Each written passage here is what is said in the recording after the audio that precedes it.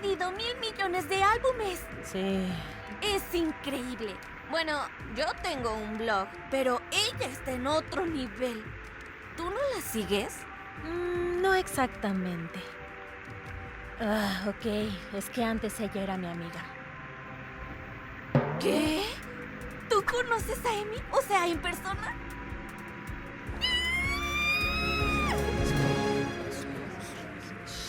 Sí, canta. Éramos muy unidas, pero no la he visto en mucho tiempo. Excepto en los carteles. Qué triste. Parece que alguien está lista para dormir. ¿Ah? Claro que no. Estoy muy emocionada. Bueno, esta es la ciudad que nunca duerme. Encajas a la perfección. Hablé muy pronto.